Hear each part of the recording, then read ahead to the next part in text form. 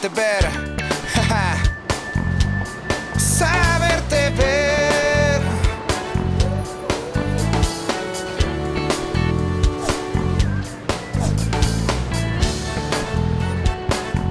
Nuestra TV.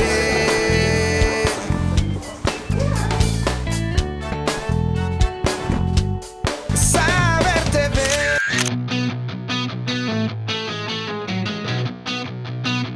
La existencia de defensor, mediador u oidor en las leyes ubica a América Latina en un lugar destacado a nivel mundial en materia de defensa y representación de los derechos de las audiencias.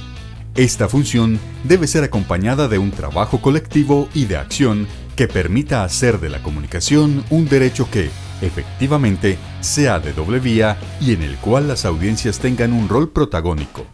Hoy, en Saberte Ver, invitados nacionales e internacionales nos comparten sus miradas.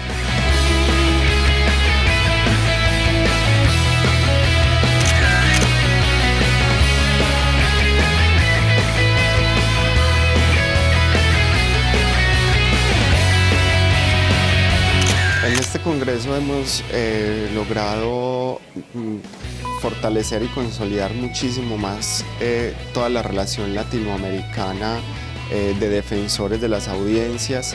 Sobre todo creo que aquí en Colombia lo más importante es la presencia muy fuerte de la NTV, de su directora, de la sociedad civil, para entender y escuchar un poco todas las problemáticas latinoamericanas sobre defensorías de la audiencia, tanto en televisión pública como privada, como en medios de radio, en prensa escrita, y creo que eso nos va dando, digamos, los pies y la fuerza para crear una red colombiana de audiencias e ir mutando también ese tema de la defensoría a entender un poco en el mundo contemporáneo la defensoría no como un asunto de beligerancia o de lucha, sino más bien un asunto de reflexión, de resistirse a ciertos contenidos y también empezar a generar una relación muy profunda que tiene que ver con la libertad de expresión, pero también la regulación y el respeto de los derechos de las comunicaciones, que finalmente si se comunica mal, se puede incurrir en muchas violaciones de derechos.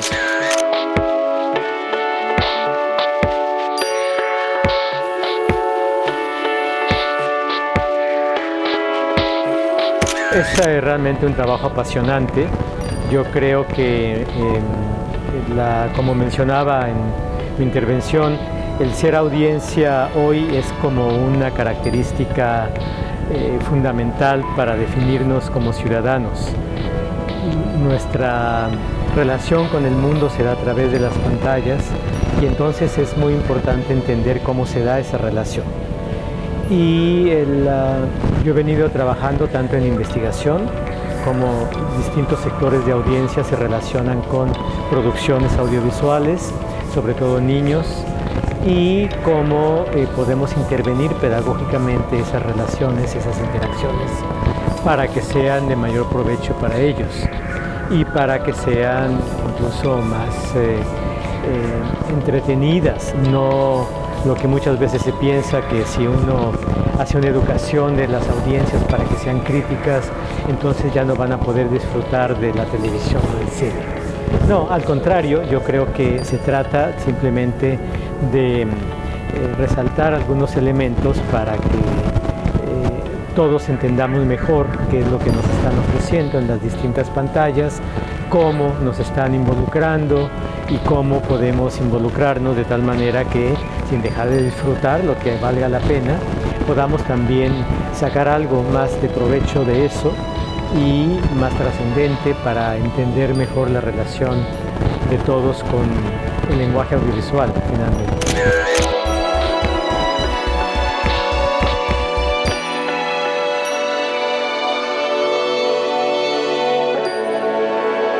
Pues mira, esta retroalimentación ha sido muy sana, muy valiosa, porque los defensores que de pronto sentimos que no se ha podido hacer mucho, llegamos a la conclusión después de haber escuchado a nuestros compañeros que sí hay por hacer mucho. que hay muchos caminos para llegar a las audiencias, que tenemos esa arma maravillosa, como por ejemplo un programa de televisión, para explicar una y mil veces a los televidentes que tienen sus derechos, que tienen derecho a la comunicación, a la información verdadera, a la recreación, a unos contenidos que tengan valor, que sean importantes para su formación como ciudadanos y para la formación del país. Escuchando ejemplos como el de México, que está empezando y que ya tiene bastantes casos para contar y que ha podido ejercer, digamos, como una especie de control sobre los contenidos de la televisión, que ya están yendo esos casos a instancias mucho más altas, viendo todo lo que está haciendo Argentina, que ya no solamente se contentan con tener el programa de televisión, sino que convocan a las audiencias casi que personalmente.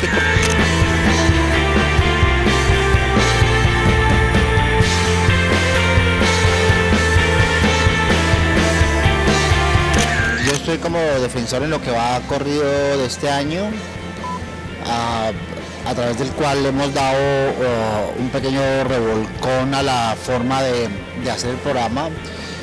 Al tiempo que asumimos, respaldamos, mediamos sobre las quejas, reclamos y solicitudes de los televidentes, hemos entrado también en una perspectiva pedagógica que va desde la etimología, los procesos, hasta los conceptos en la perspectiva de construir audiencias críticas. En primera instancia recibíamos más quejas y reclamos que tenían que ver con las cosas normales de un canal, respeto de los horarios, uso de ciertas imágenes, respecto a ciertos públicos, discriminaciones, etc. O a veces también tratamientos informativos, muy particularmente. Pero una vez iniciamos los procesos pedagógicos, la perspectiva de las audiencias ha migrado un poco más en profundidad hacia las estéticas y las narrativas que pasan tanto por el canal nuestro, que es un canal mixto, pero también sobre los canales privados, y esa es otra beta que hemos abierto en el Canal 1, y es: no nos quedamos únicamente en la televisión pública o la televisión mixta, sino que también, tratándose en esencia de un espectro público, de ver, analizar y evaluar lo que pasa en general con la televisión, incluida la que va por plataformas IP o plataformas de internet.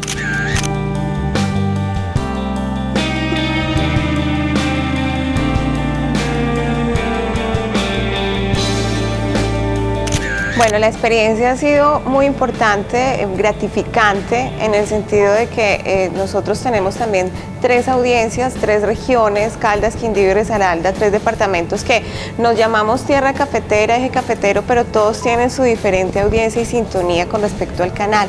Entonces, verme enfrentada a tener 3 departamentos en los cuales todos quieren ser un poquito egoístas y que salga su única información de su ciudad, sea Armenia, Pereira y Manizales, pues ya ha sido un logro para nosotros como Defensoría. Hemos vinculado estos 3 departamentos en lo que tiene que ver con llegar a las calles, contarle a los televidentes qué es la Defensoría del televidente de Telecafé. Pero lo más importante y uno de los logros que hemos logrado adquirir en estos 3 años de Defensoría es que hemos vinculado la academia, que ha sido parte importante en lo que tiene que ver con las universidades del Quindío y la Universidad de Manizales, en lo que tiene que ver con el pregrado de Comunicación Social y Periodismo. Nos hemos apoyado mucho en la parte pedagógica. Entonces ha sido un trabajo muy gratificante en estos 3 años, es dar a conocer una Defensoría que quizás de pronto no conocían mucho los televidentes, no sabían que existíamos como Defensoría, y eso es lo que hemos perfilado durante todo este tiempo que llevo al frente de este cargo.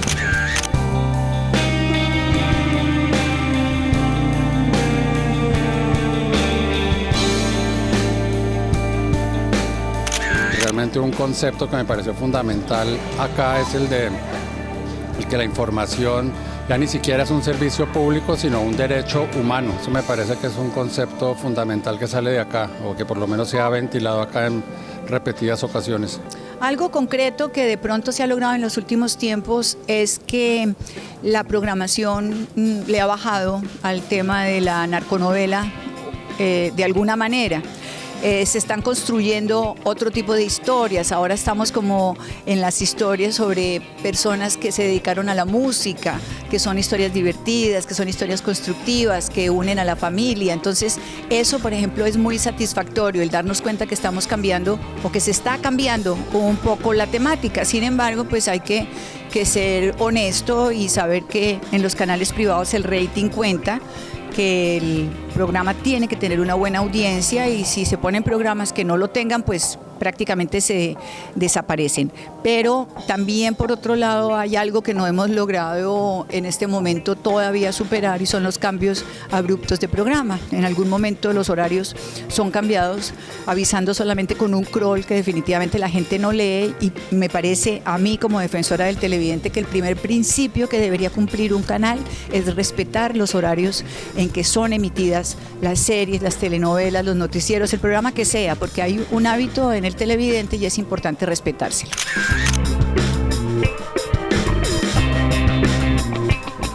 Una apuesta al diálogo con las audiencias resume el trabajo de la Organización Interamericana de Defensoría de las Audiencias.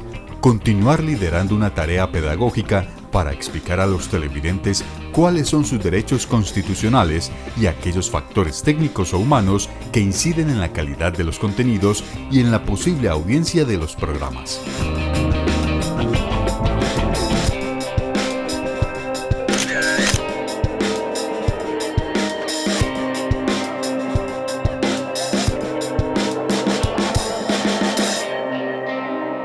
Pues mira, yo creo que la diferencia se marca o la marca la ley 1507.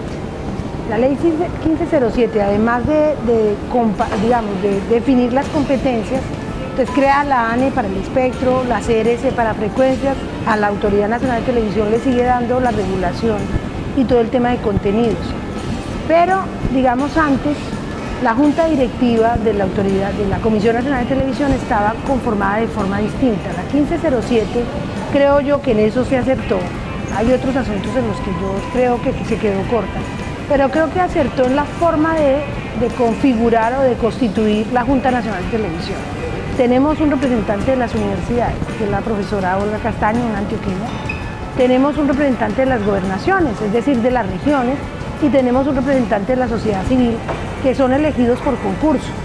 Eso es muy importante porque implica que cualquier ciudadano, gitano, afro, indígena, del lugar que venga, con la profesión que tenga, si cumple los requisitos, se puede presentar a un concurso. Yo te cuento, Paula, que en el caso del concurso de la sociedad civil se presentaron 165 personas. Eso quiere decir, y el año entrante, cuando yo termine mi periodo, cualquier ciudadano colombiano se va a poder presentar a ese concurso. Y eso es significativo porque nosotros hemos entendido, es decir, esta Junta, ha entendido que debemos poder producir política pública. Yo lo que veo de positivo, más allá de que haya defensores de muchos países, de muchos canales, de diarios, es establecer una alianza que permita mostrar de una manera más fuerte y positiva y sobre todo unida el concepto básico para mí de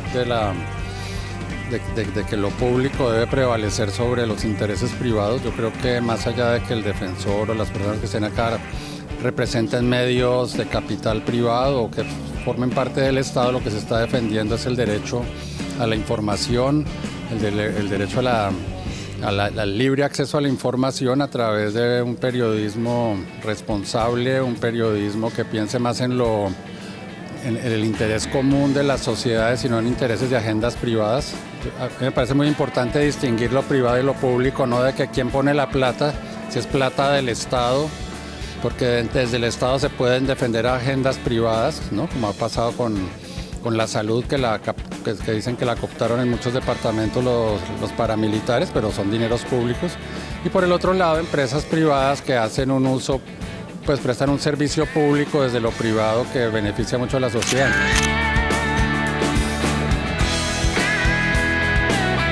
En este encuentro se hacen esta pregunta: ¿cómo los derechos de las audiencias pueden contribuir a democratizar la comunicación? Es importante socializar sobre el desafío de la implementación, permanencia y la incidencia hacia unas nuevas defensorías y trabajar por unas audiencias más empoderadas.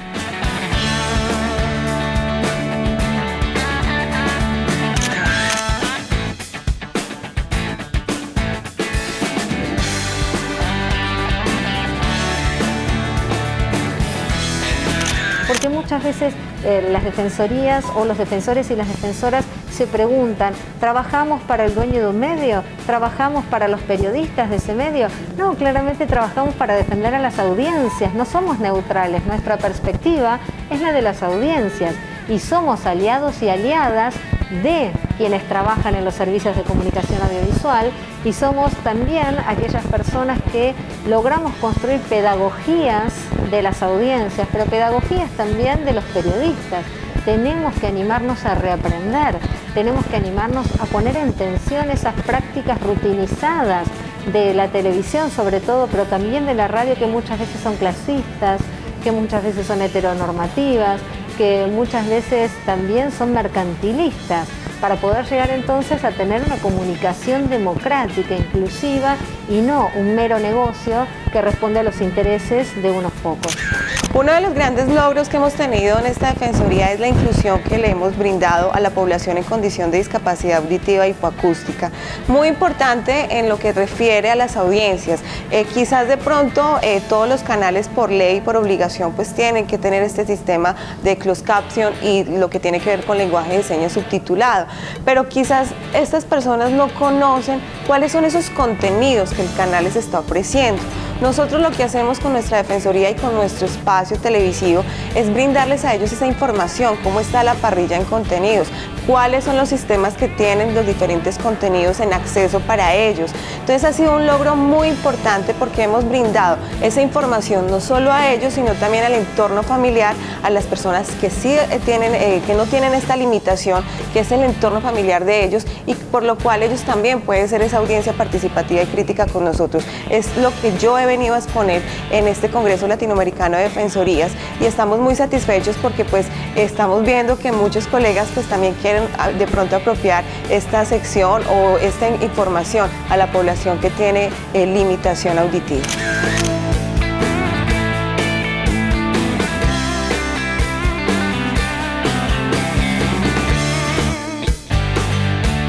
La participación es relativa, vuelvo a repetir, una de las grandes ventajas del canal es que, por ejemplo, toda su programación infantil está sumamente estudiada. No es una programación que esté sujeta al rating, a las jugueterías que patrocinan los espacios para que luego se les compre sus juguetes. Son programas sobre todo muy orientados a la divulgación, a la orientación pedagógica, sin ser estrictamente formalmente educativos. Donde ha habido quizá más participación es en cuanto a la valoración de la información que ofrece el canal en sus noticiarios. Tiene 3 emisiones, una matutina, una vespertina y una nocturna.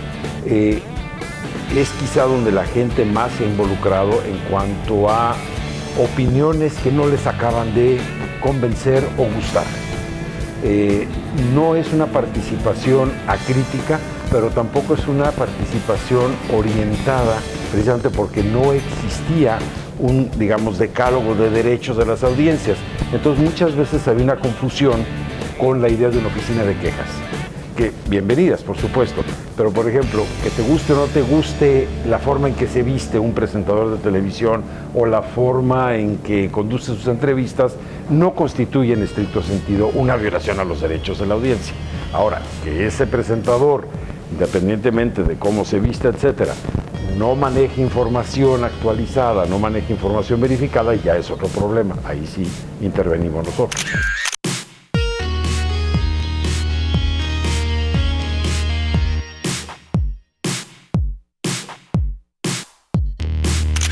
Bueno, yo creo que es muy importante la unión de todos, es muy importante este tipo de relevancia internacional, porque efectivamente le da mucha legitimidad en un caso, por ejemplo, como el nuestro en Chile, donde no existe esto y donde hay muy poca cultura sobre los derechos a la comunicación.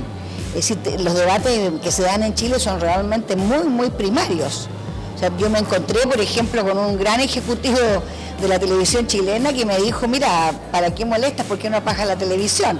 Yo le dije, bueno, ¿y por qué no te apagas tú? Le dije, furioso, porque la verdad las cosas que me dio una rabia increíble.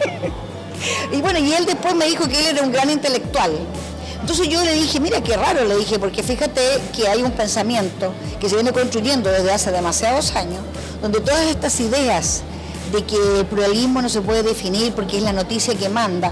Todas estas cosas ya se han ido deconstruyendo hace mucho tiempo, en el sentido que ya todos sabemos que en la selección de una noticia priman criterios que son políticos y que no son de orden natural ni una revelación del cielo. Entonces me pareció muy curioso. Yo quiero decir, un país como el nuestro, donde hay un gran atraso de una discusión sobre esta dimensión de la comunicación como un derecho, por ejemplo, es muy útil para nosotros que se sepa y que se conozca de que esta es una cosa que existe en muchos otros países, de que esta es una preocupación mundial. Y luego hay una relación de cómo nos están involucrando como audiencias en esos mensajes, si activamente o pasivamente, o simplemente como entes pasivos a los cuales no importa qué se le diga y cómo se le diga, de cualquier manera no van a hacer nada.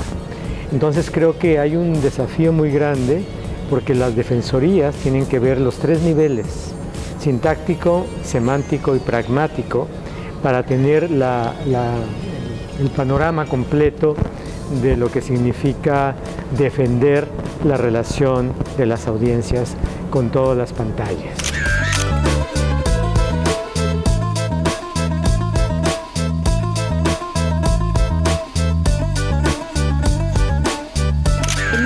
Creamos la Asociación Mexicana de Defensorías de las Audiencias y para nosotros es una gran noticia porque es una manera de trabajar en red por parte de quienes hemos tenido la experiencia de la defensoría.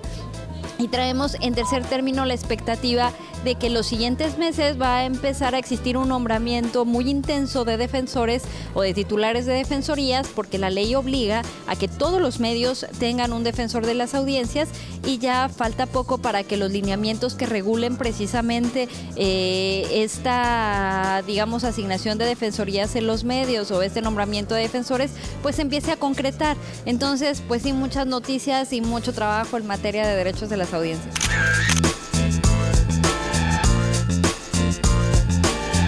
Reconociendo los múltiples esfuerzos realizados en distintos países, por ejemplo con respecto a la educación para los medios, el propósito de este contenido es repensar los medios, sus audiencias y las mediaciones desde una perspectiva que busque generar un conocimiento favorable para su transformación.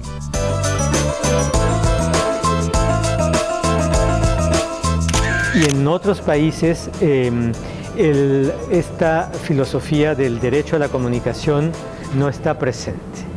Está presente el defender a la audiencia, que no le engañen, etcétera, pero no hay una cultura de derechos humanos. Y yo creo que lo primero que tenemos que aprender es esa cultura de derechos humanos y cuáles son los derechos a la comunicación. Y que la comunicación, por ejemplo, no es una cuestión de privilegios para la empresa, es para todos. Esto que en Argentina les queda muy claro, no queda claro en el resto de América Latina. No es esa la realidad. Se sigue pensando en México que tiene derecho a la libre expresión, que no se puede, que todos tenemos derecho a la libre expresión, pero realmente los que lo pueden asumir es la empresa privada, los que tienen los medios para anunciarse o para patrocinar o los medios de comunicación. Los demás no lo podemos asumir. Y entonces eso no es considerado un problema. Yo creo que es muy, muy importante porque no había habido antes en América Latina una organización que conjuntara las defensorías de audiencia. A mí me parece que es el camino adecuado el que están llevando y que se están fortaleciendo, y la manera de seguirse fortaleciendo es crecer, incluir a más, compartir las experiencias, aprender unos de otros, porque es un campo nuevo en América Latina y yo diría que en muchas partes del mundo.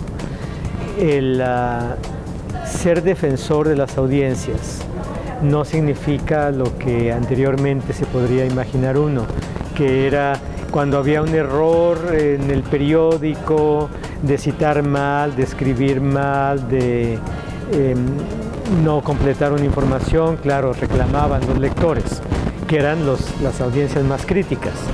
Y entonces el defensor de audiencia simplemente corregía y decía, pero se quedaban en un nivel sintáctico del lenguaje. de que está bien escrito, ortografía, gramática, etc.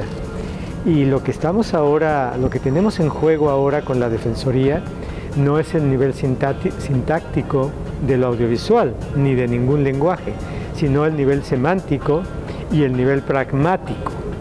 Semántico, todos los significados y sentidos que se le añaden a lo que se dice, se muestra, y que se borran las huellas de cómo se le añadieron, y pareciera que estamos sin mensajes construidos, sino simplemente observando una realidad. La verdad es que estas experiencias y esta forma de compartir en los congresos ayuda mucho en ejercicios comparados que nos dejan ver qué cosas funcionan, qué cosas no tanto y de qué manera se pueden ir adaptando. Por ejemplo, acá en Colombia yo no sabía que la Autoridad Nacional de Televisión pues de alguna manera es la coordinadora de los defensores, pero además de ellos depende la parte presupuestal de las defensorías. Eso es algo distinto a como ocurre en México. En México la cuestión presupuestal depende directamente del medio que asigna al defensor, y aunque con sus bemoles o los problemas de instrumentación que pueda tener en Colombia el que la autoridad nacional sea la que maneje el presupuesto,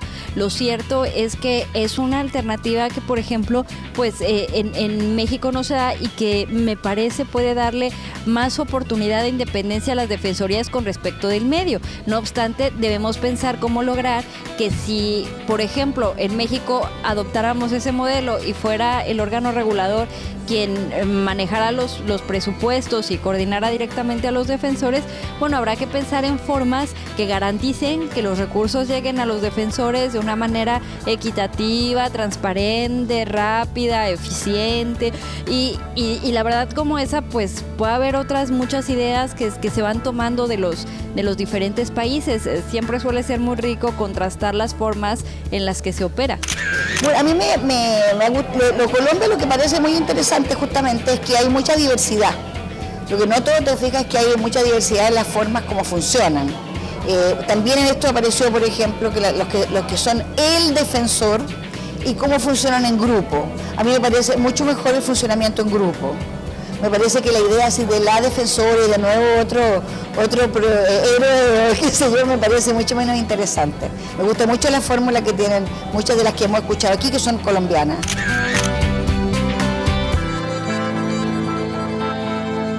Otro de los compromisos de las defensorías es propiciar la reflexión sobre el uso del lenguaje en los medios, promoviendo un trato respetuoso e inclusivo, buscando estrategias de transformación en las representaciones y en el tratamiento mediático de desigualdades de género y de las violencias. Es un paso hacia la desarticulación de diferencias socioculturales más profundas.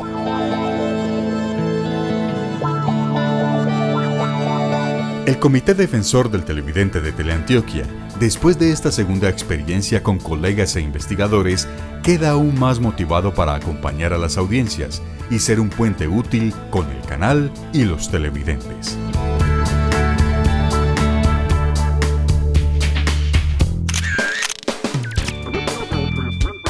Saberte ver, saberte ver.